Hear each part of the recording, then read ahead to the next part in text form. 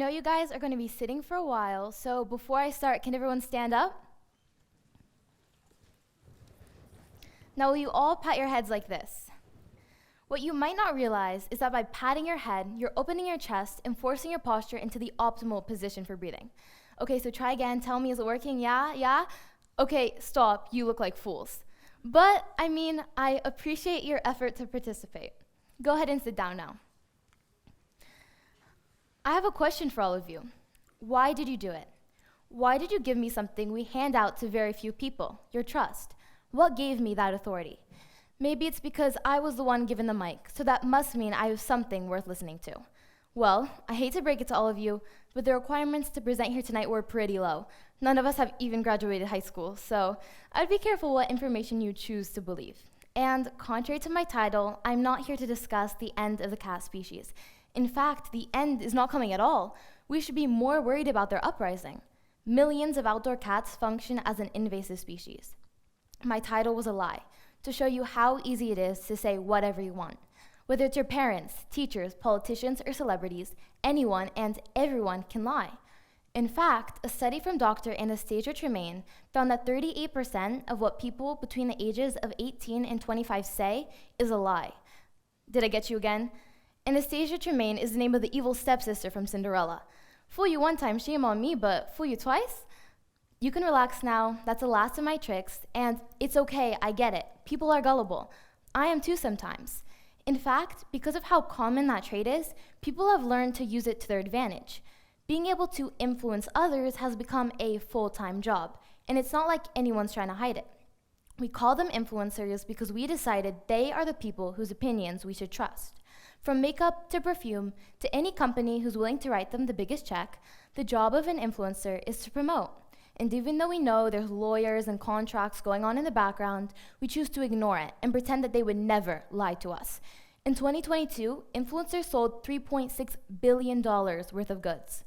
It's so easy to believe something when it's fed to you by someone who you trust to be knowledgeable. A weakness of humans is our reluctancy to question what we're told. Luckily, parenting and education are shifting to turn kids into more critical thinkers. I wanted to see just how far we had come. I was inspired after reading about the AASS study. The AASS study took place in the 1950s. It took a group of 5 to 7 people, all of whom were actors, except for one. All the actors agreed on a wrong answer to pretend was correct.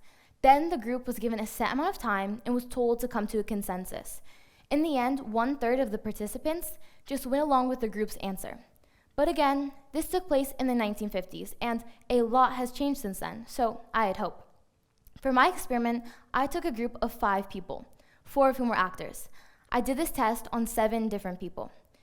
The actors all agreed that the match to the target line was B, even though the answer is clearly C. They did their best with their made-up, improvised knowledge, like, if you cover the other lines, C looks smaller. Not everyone was easily fooled. Do you wear glasses? Put them on. Similarly, it's like an optical illusion. It's not an optical illusion, you're blind. But still, even after all this not-so-respectful disagreement, 4 out of 7, which is the majority, just went along with the group's final and obviously wrong answer. Fake news thrives off of this aspect of humanity. We believe that the number of people saying something is the same thing as that information being true.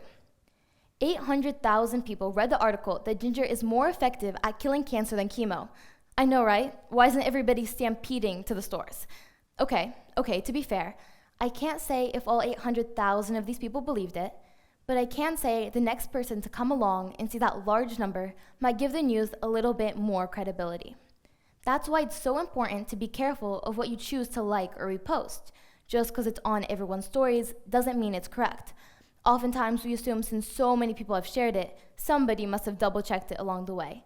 But this isn't always the case. Like when teenagers online made and spread a story of Hillary Clinton running a human trafficking ring in a pizza restaurant, which to me sounds like an improv request, they underestimated the gullibility of humans.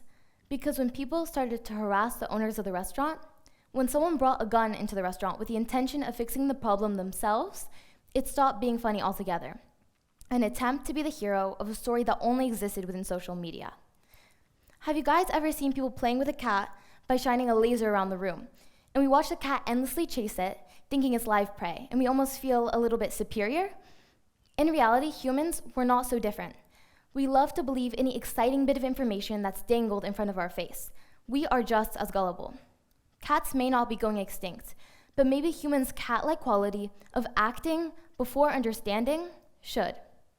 Today is an era of being connected. All around the world, people are constantly posting themselves and their lives for the world to see. It has truly become a global world. By the time a rumor is said and spread at school, a trending post is shared to thousands or millions of times as many people. If we're constantly absorbing so much media, it's important to question what you see. And remember, the chances that everyone around you is gullible are not that low. You have to be your own fact checker, and that's just the cost of the people around you in the media only showing you the information you want to hear, and the fact that you want to believe it. Thank you.